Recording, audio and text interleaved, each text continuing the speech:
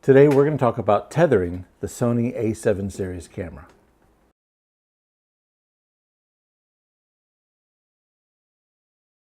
Hi everybody, I'm Curtis Eustace with CurtisEustacePhotography.com, where everyone can become the photographer they want to be. Today we're going to talk about tethering the Sony A7 series camera. And I really love the Sony series camera, the A7r II, the A7R. I started off with the A7R. This will also apply to the A6000 series cameras, the 6300, the 6500, and the A6000. You can tether your cameras to a computer. And so if you're in an environment where you're in the studio and you want to see those images pop up on a big screen to check exposure, which is the only really good way to make sure the exposure is good, then you probably want to tether. I use this for product photography. I use it for portraits. Whenever I'm in the studio, I'm tethered to a computer. I like to tether on location as well.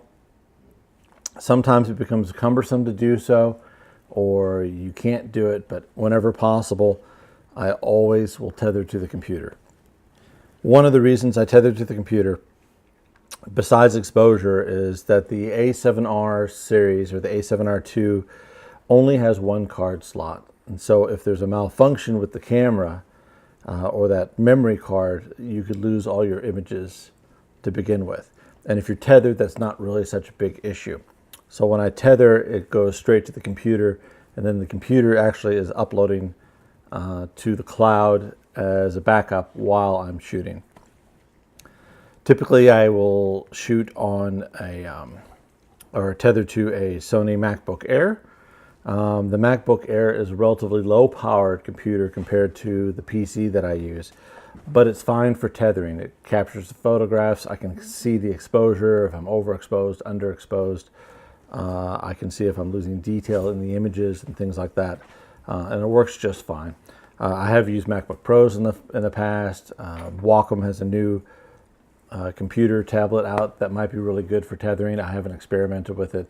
Check out Frank Dorhoff. I think he has reviewed that device. And so, but one of the things that when you tether, the Sony A7R II, this is a Sony A7R II, it goes, the cable goes into a multi-port on the side. And so, and I can't emphasize this enough, you always, always, always want to protect this connection. The multi-port is like a micro USB port, and it's not the sturdiest port in the world. It can be damaged very, very easily. So if you have that plugged in, and for some reason, you know, I've got this like on a 70 to 200 right now, and I want to rotate the camera left or right to go to a vertical shot, and I don't have enough slack in this, and it yanks on that port, it can actually break the port and damage the port to where your camera will not tether and will not pass any data through that. I've done this several times, unfortunately. Not with the Sony, but I've done it with a Canon. I never understand why they use such a wussy little port for the tethering. Sony did, though, with the A7R II, provide this cable jerk stopper, which screws into the side of the camera. You don't have to have the Sony version. This works really well. You can have a jerk stopper that's made by Jerk Stopper. Tether Tools sells jerk stoppers to keep it from doing it. You can have a homemade one. It doesn't really matter, but you really need something to protect this port. And this particular one actually protects the plug itself, so if it were to land on it, it won't yank it. It just protects the whole thing, and then it plugs in. So, so make sure you have something to protect this port, some sort of jerk stopper to keep that port from being destroyed, okay? So when I'm tethered to the computer, of course it uses that multi-port. And so one of the pet peeves of mine is I like to use a wired cable release. Now the wired cable release is plugs into that multi-port. So even if I'm tethered to the computer, I'm unable to use my wired cable release, which really sucks. And I don't care what kind of tripod or camera stand you have it on, you always run the risk of having some movement, especially if you're shooting at lower shutter speeds, like a 30th of a second, a 60th of a second. I've been on some of the heaviest, dutiest camera stands made, really expensive camera stands, and when shooting at a 30th of a second, I still get camera vibration. Now, it's not so much noticeable when you're shooting a broad shot or maybe a portrait shot, but when I'm shooting jewelry and I'm got my camera zoomed in at a macro, 180 macro, you will see that camera movement. That camera movement is prevalent. Like the Canon 5D Mark III has a separate port for their shutter release, so I don't have to touch the camera. Now, if I'm tethering, I can actually release the camera from the software, so that's good. I do a lot of still lifes, and so a lot of still lifes that I do are light sculpting, and so I use the bulb mode on the camera, which means that I actually have to have some sort of way to press and hold that shutter open, get the exposure for 6 to 8 seconds, and then release it. Since this multi-port is being occupied by the tether, I can't do that. So what do you do?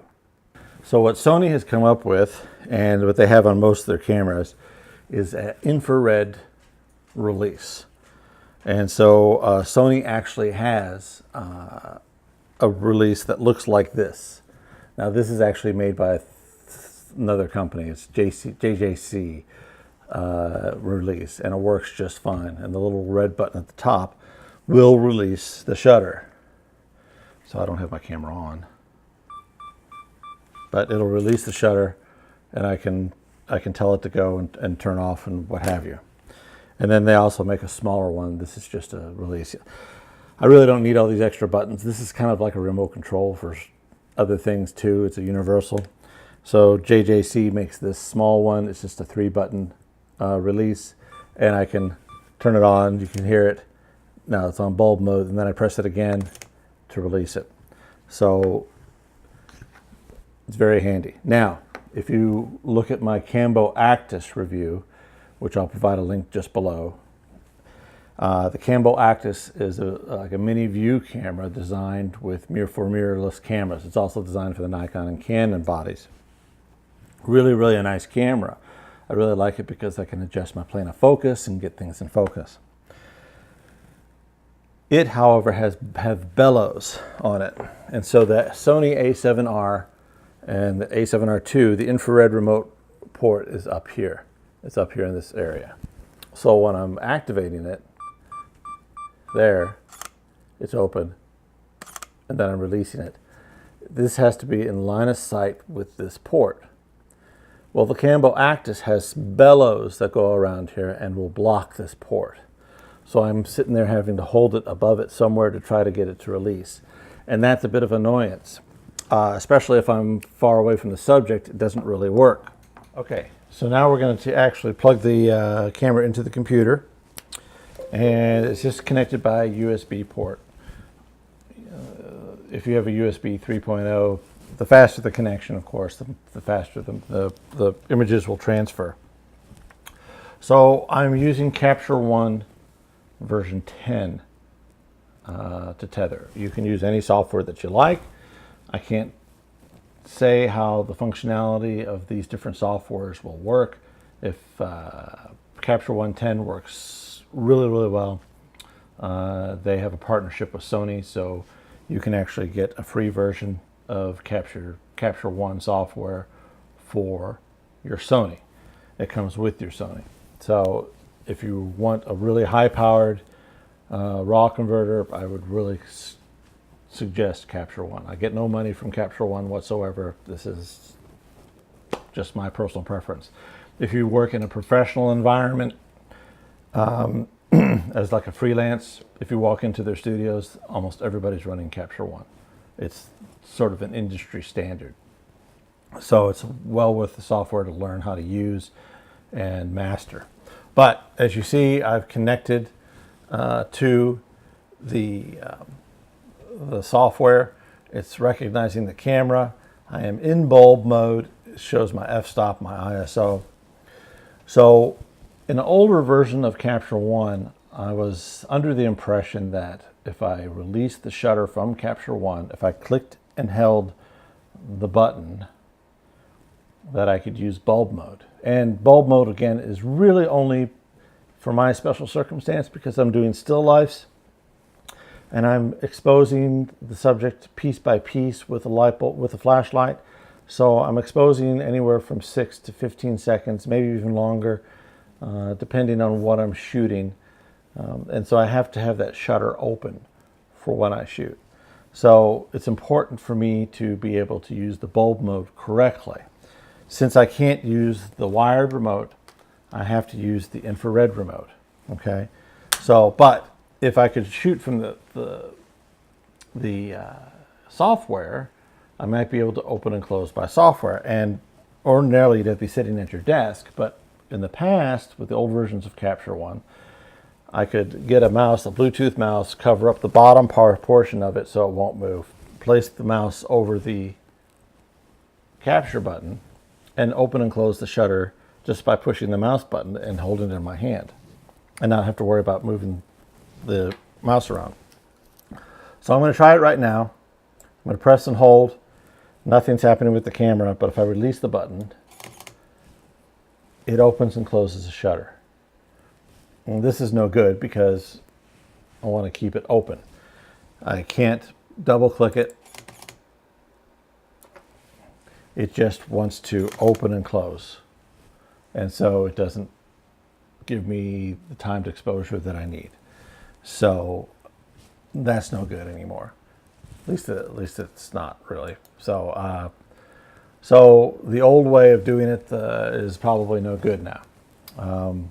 So maybe one of the older versions of Capture One. The same thing happens in bulb mode when I use Capture Pilot. Now, if I'm using strobes, this isn't an issue because I can release the shutter with Capture Pilot. I can release it at the computer. This is only an issue if you're using bulb mode. Okay, so just keep that in mind. The transfer is actually fairly quick. The camera that I'm shooting with now is a 42 megapixel camera, and I'm shooting RAW files. So it's almost instantaneous. I'm using USB 3.0. If you're using like a MacBook Pro with the new USB-C or the Thunderbolt 4, they call it, I imagine it'd be even faster. The camera is charging through the computer right now. So if you're running off of batteries, there's a little plug-in icon on my screen here saying that this camera is charging. Of course, my camera is plugged in at the moment, or my computer is plugged in at the moment, so it's not a big deal. But keep that in mind if you're on location and you're running off your computer batteries.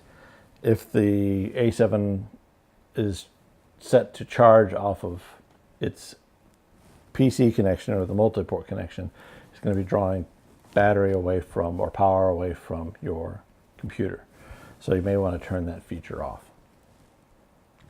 Live view mode works with the A7, A7R II at least. This is the live view mode. So right now, I'm actually seeing everything here. Now the live view mode, last time I looked, did not work with the Sony A7. So I'm not quite sure which versions of the Sonys the live view mode works with and which ones it doesn't work with. It does work with the A7R II. So keep that in mind. If the live view doesn't seem to want to work with your particular camera, make sure you update the firmware and all that, but it may not be a feature that's available for that particular model of Sony. It is available for the A7R II. So I can change anything I want to single shot. It's all this good stuff. I can bracket images, I can do whatever. It's in bulb mode right now. Still, I can't press and hold this, so it just automatically takes it. So that's no good. We already discussed that. So there it is. So I can't think of anything else really to describe with the tethering feature. I love tethering in the computer because I can adjust my exposure and get the exposure just right and not have to worry about reading off the back of the screen of the camera. So I tether whenever possible. And it also goes straight to my hard drive and upload it to the cloud instantaneously. So if you have any questions or comments, please put them in the remarks below. If you haven't subscribed, I'd appreciate it if you would subscribe. And I thank you for your time. And if you like it, give me a thumbs up and share it. Have a great day, and we'll see you next time.